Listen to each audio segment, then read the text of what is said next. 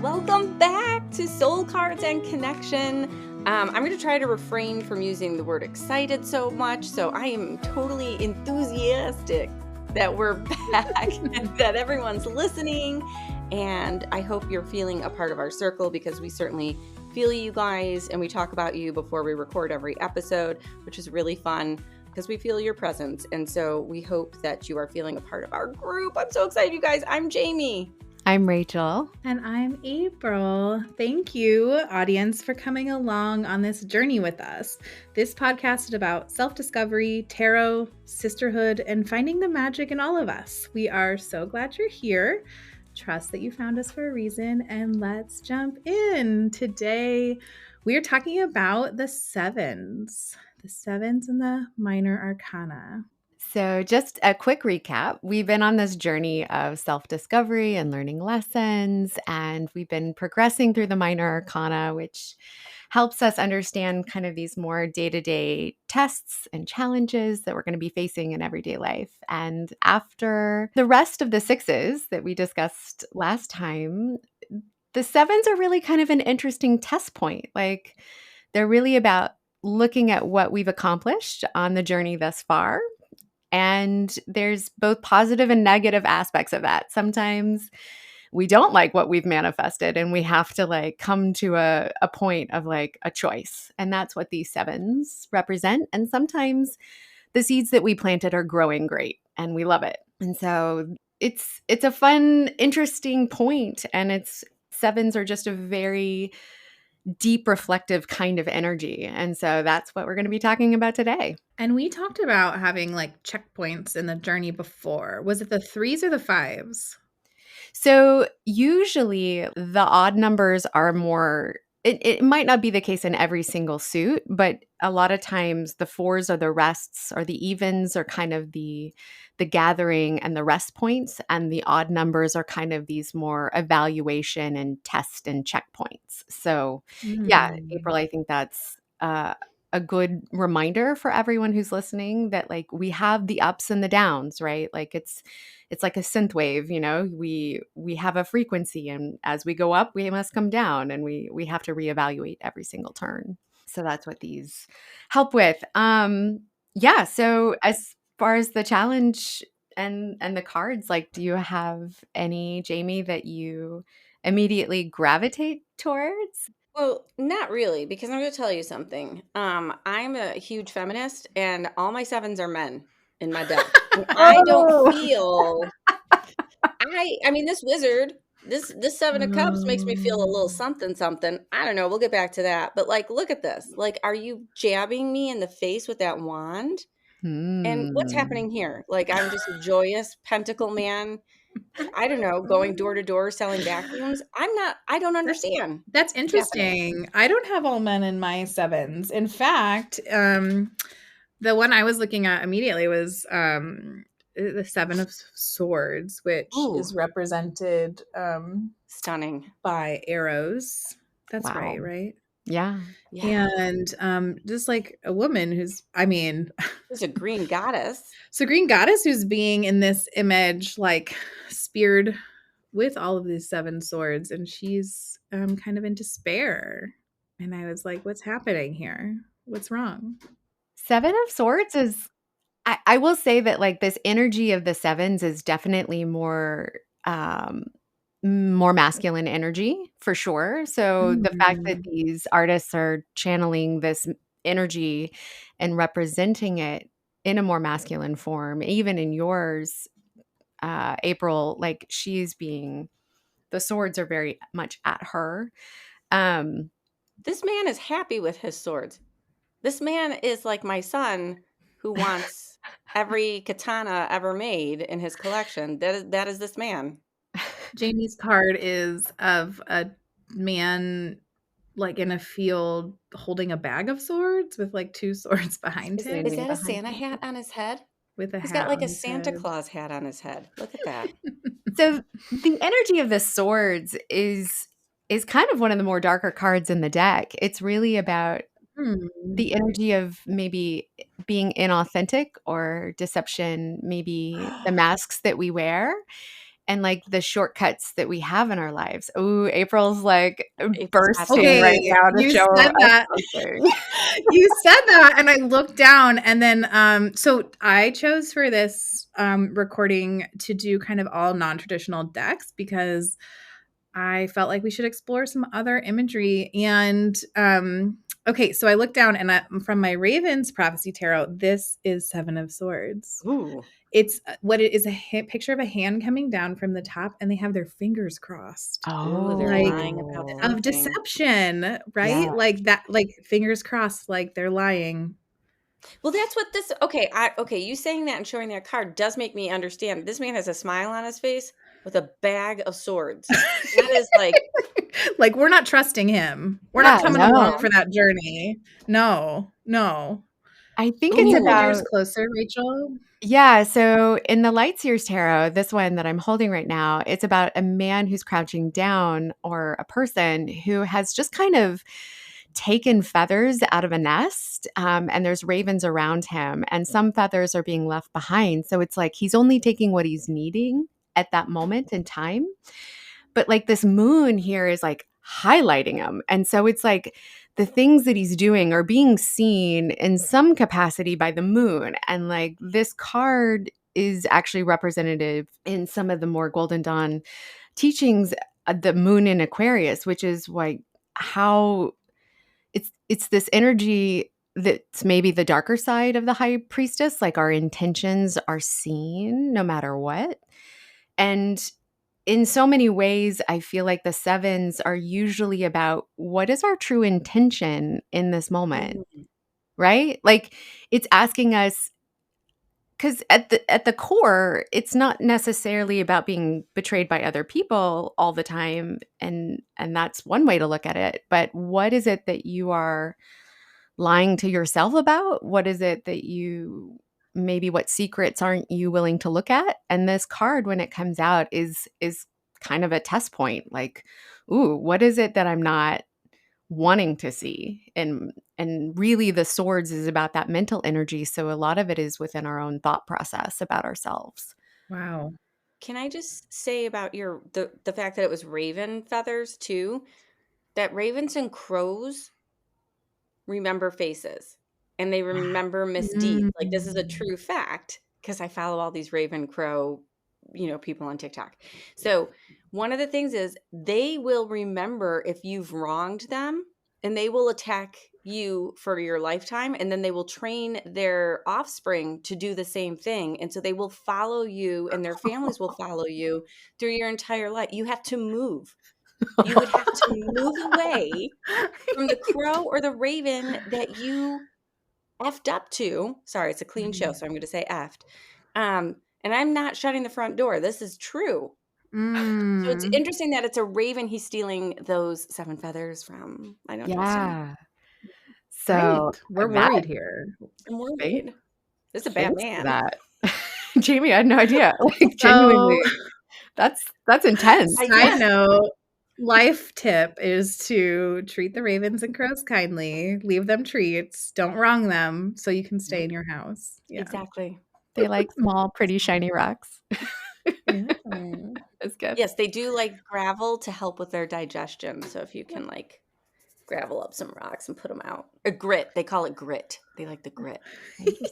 Okay, so Seven of Swords, we're looking at deception, maybe from someone else, but also maybe from ourselves. Like, what are we needing to see here? What is the potentially, what is the lie that we are telling ourselves or someone else is telling us?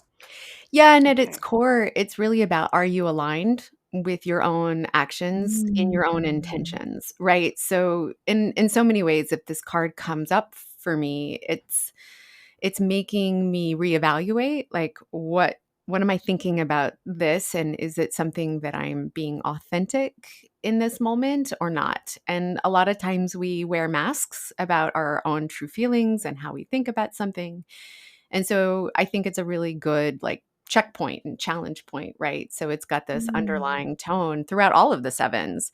And like if we're moving towards the cups, like this choice point of like, speaking of a more, the more feminine aspect of cups, right? And the water and the motions, I have a man in this as well, who's looking at, Ooh, what's yours? yeah, he's looking at a bunch of bowls. It's usually obviously working with the chalice imagery, but these are all turned upside down, and it's like this game of memory, and they're all being shuffled about really quickly, it feels like. And all of a sudden, maybe we have too many choices.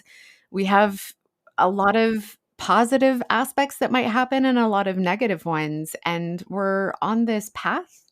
And this feels like this is like a test of faith. This is like Mm. all of the choices are at his disposal, and it's in the Light Seers Tarot, it feels like it's set up like this game of shoot and ladders that I used to play as a kid, and like anything is an option, and you can kind of jump start yourself into another path at any given moment, and the choice is ours.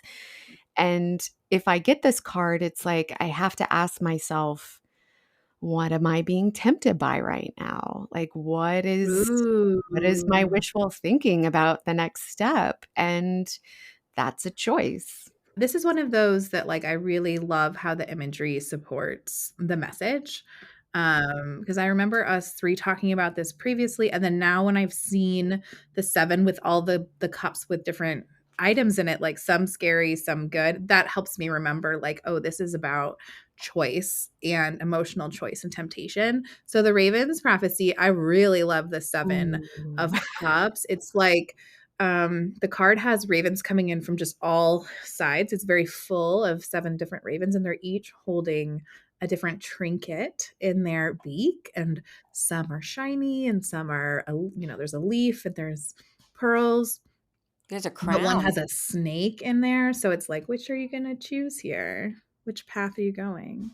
Yeah, that's interesting because I feel like I turn on my light brighter. I can't tell what one of these is in the cup. I think it looks like the monster from that scary kid show, not kid, but Stranger Things Mm. at the top.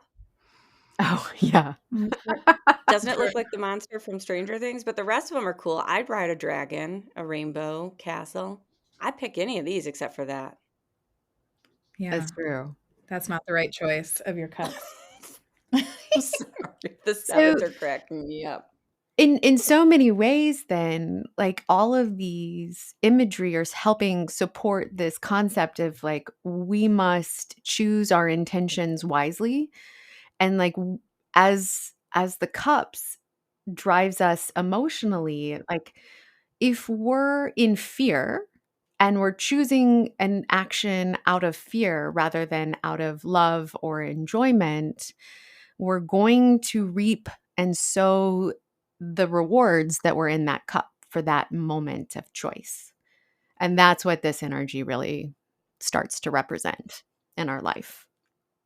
And I'm sure you, April, in therapy and all of the different things, like when we're motivating people to operate, say they're feeling really stuck, like how we choose and how we go forward matters. And this is what that card represents. Absolutely. And like, especially in times of like crisis or like, hardship, it is totally normal to lean into that fear space because we want to be safe, and being mindful of like, where is that leading us? And can we choose from a place of love?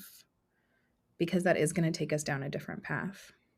And when you say, can we choose from a place of love, is that love for yourself, especially in Yeah. response to this, or love For for? others, I mean, It's both. It's always both. I'm just always interested in like, where's that line? Do you have to choose love for yourself, or because sometimes it's like, oh, right? I It's don't hard in know. that moment to like decide, and I don't and know. maybe that's like that card reversed, right? So it's like that indecision. It's the fear mm, of making the wrong choice or like being overwhelmed with too many choices. And how do we narrow it down? And that's just something that we have to trust our instincts on, right? So that's when we tap into our own intuition, which is what we're talking about here. And the more we try to hone that as a part of this process, the better our choices will become and in alignment with where we want to head, as opposed to life being driven just by things around us. We are driving the story. Can I just say, jump in here? I know we have two more cards, but I just want everyone to like let me know. Are you in love with April and Rachel too? Don't you think I'm the luckiest person ever to have these two wise women sit here and just be like, yes, Jamie. No, Jamie. Yes, Jamie. Choose love, Jamie. Choose love.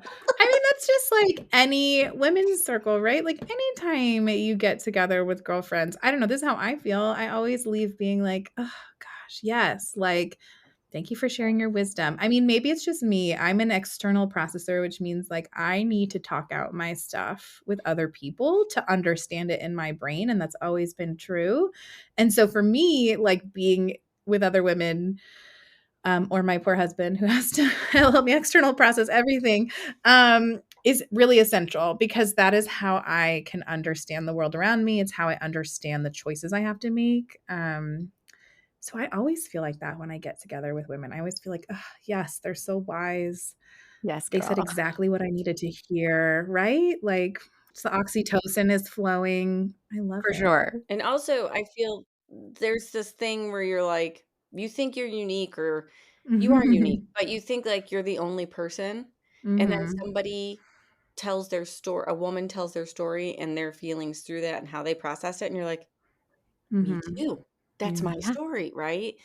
I agree with you so much. That external processing. Yeah. Mhm. Because we're all kind of reflecting for each other too, right? We're all learning through relationships. We signed up for that when we came here, you know? It's like we all can tap Mhm. into that through the lens of looking at each other, and we grow that way. And I think as women, we do that really, really well. Mm.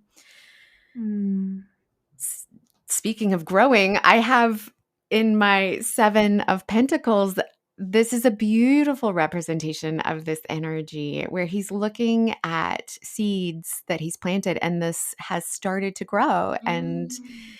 the the fruits of his labor and the time invested is paying off. And so one of the things that the sevens can create is this feeling of having accomplished something in this at this part of the journey, and this is a good energy for that. And the pentacles just representing of earth and security and resources, sometimes in so many ways, like the best efforts take time. Like the things in life that are meaningful take, it's a more of a long-term kind of investment, like your book and everything that you've been doing, Jamie. This is very representative of that, like the seeds that you planted for years, and it's finally coming into fruiting and fruition. And it's a time to like pause and reevaluate and like remain grateful for the things that you've accomplished at this point. And this is like really positive aspects of this energy, and I love that. Yeah. Mine is like more traditional, but it says the same thing as yours because he's with his garden rake and his gardening gloves, and then the bush is full of seven pentacles growing like a rose bush. Mhm.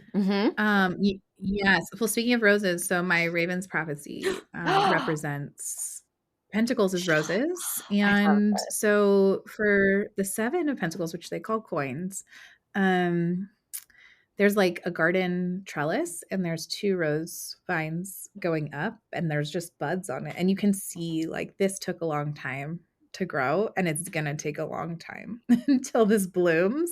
So I feel like everything you were just describing, Rachel, about like evaluating your progress, knowing it's going to take some more time, tending to those seeds that you planted is really represented well in this card.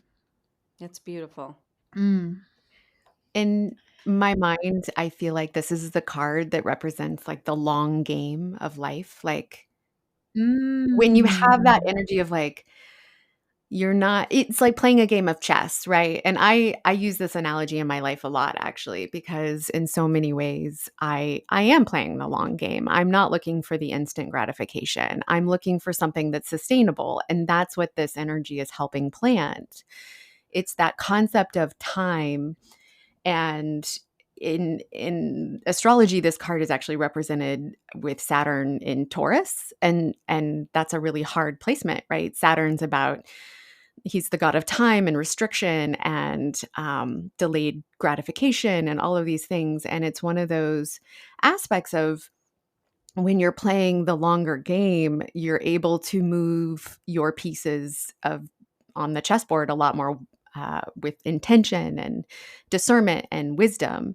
And so this person in this energy has made and planted these seeds and is able to watch them grow in this beautiful way because he's been patient. It's interesting because you said Saturn and Taurus, and we talked about Saturn and he's about time, but Taurus is pragmatic. Taurus wants, riches and luxury. And so there is no instant gratification for Taurus. They play the long game. So is that like what we're talking about when we say Saturn and Taurus? Yeah, so Taurus Or is actually am I like a just very you're right. No, Jamie, you're really perfect. It was like Saturn is the god Kronos and is about restriction, and Taurus is a very earthly energy, obviously, of the goddess, but it's kind of the slower moving, fixed energy in that sign. It doesn't like moving fast. And so it's okay with waiting. It's okay with, you know, this is the harvest. This is, you have to wait 7 months for the harvest, but this is evaluating how good that harvest is going to be.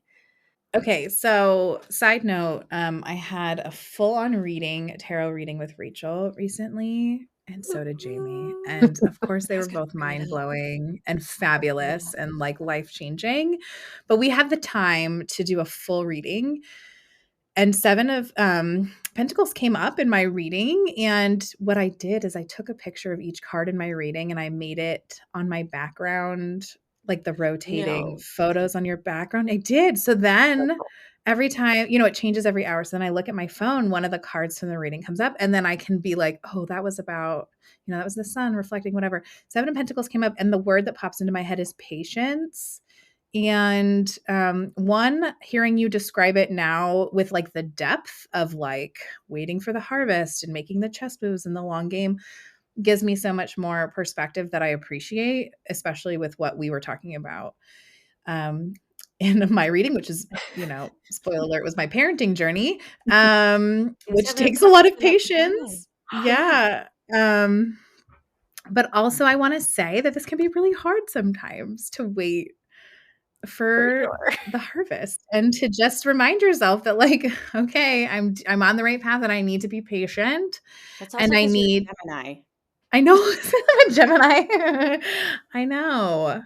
I know. I do have, and personally, whenever I get an idea in my head, I want to do it right now. It is hard for me to wait for that harvest to come. That's just a quality about me that you should know. I just want to say it's hard, maybe just for me, but I appreciate the perspective of like the wisdom, like you have worked hard. It's going to pay off. Hang in there. Be patient. I see that in your career.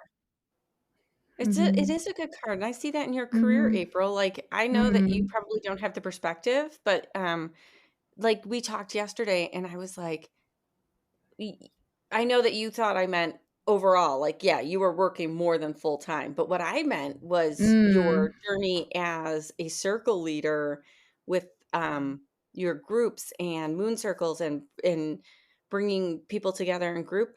You have picked up classes, and I mean, you were like, "That is almost full time again too." I was like, Mm. "You are, like, moving and hustling." I don't know. Yeah. I see it, and I have perspective, and I see what you're doing, and it's amazing.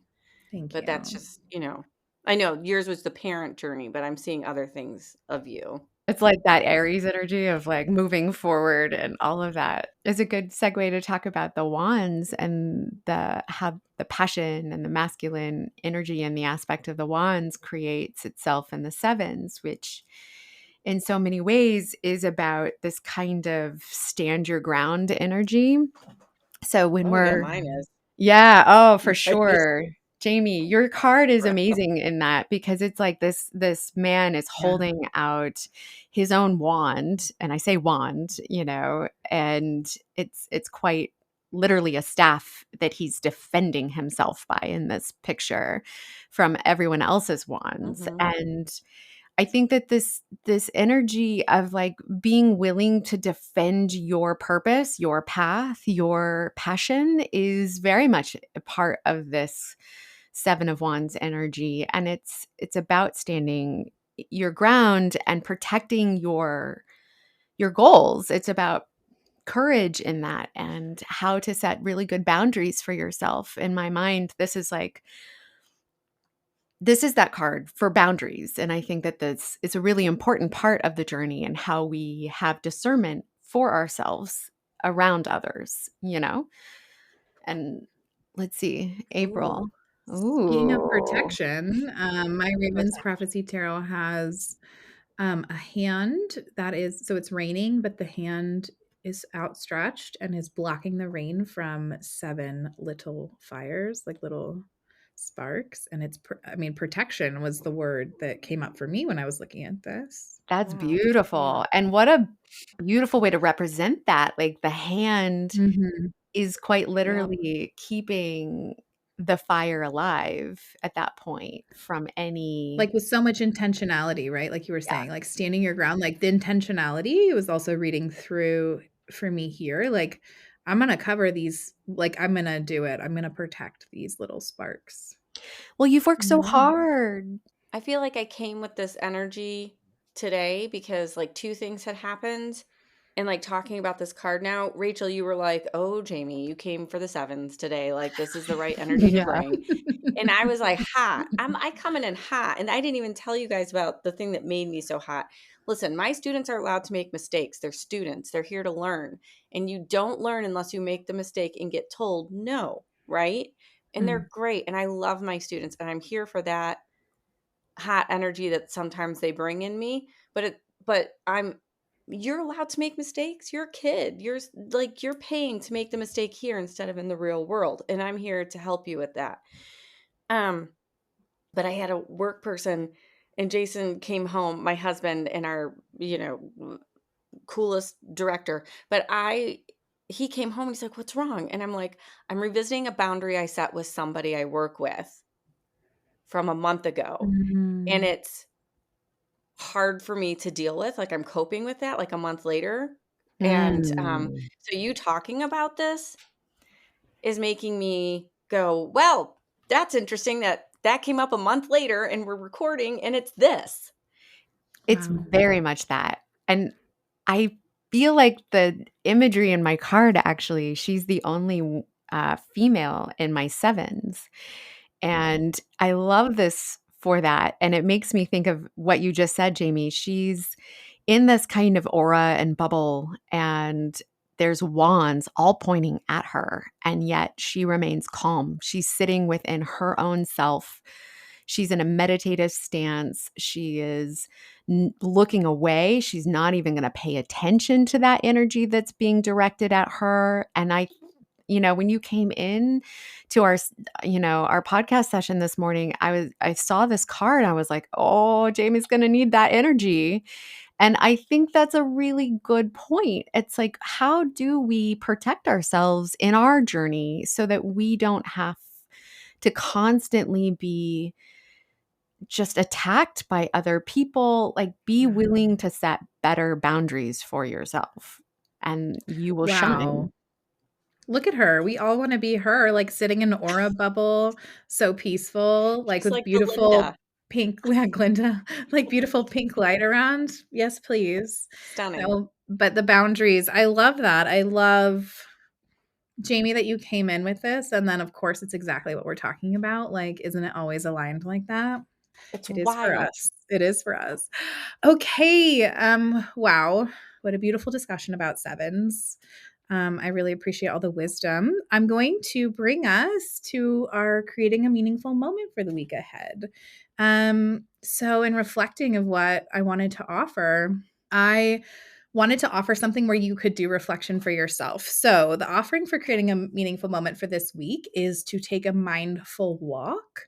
And what does this mean? This means walking with the intention of just focusing on walking without trying to think through all the problems you have, or you could ask yourself a question at the beginning of the walk and then just kind of let it go and see what wisdom comes to you. If you have access to a labyrinth, if you just happen to have access to a labyrinth, but if you're in LA, there are labyrinths around in local gardens, like Descanso Garden has one, and there's a couple gardens around that have some. It's a great practice to do that, is to start the labyrinth, ask yourself a question, and then release your mind. Just focus on your feet, one foot after the other. That's all you have to do is focus on your feet and see what wisdom comes to you without expectation. So that is our offer for this week. And if you can't find yourself to a labyrinth, we understand. You can take this mindful walk like around your living room or, on the outside. It's spring now. It's beautiful. Yeah, that's my offering. Aw, I love that. Yeah, that's a good one. Yeah. Okay, and wrapping up our episode today, I want to invite us all to take a collective breath together. So, wherever you are, placing a hand on your heart, and everyone taking a very deep breath in and a very deep breath out.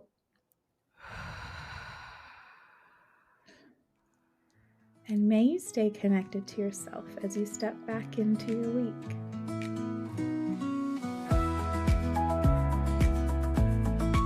If you love what you heard today, show us some love.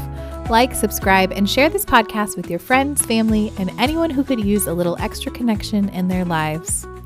Join the conversation and stay in the loop by following us along on Instagram at Soul Cards and Connection, and let us know your thoughts, questions, and stories.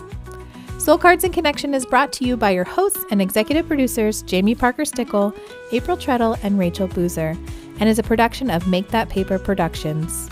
A very special thanks to our producer, audio engineer, and editor, Jason Bieber, and of course, a huge shout out to our rockstar intern, Brian Guerra, for your invaluable contributions. Thanks for listening, and until next time, stay connected. Bye for now.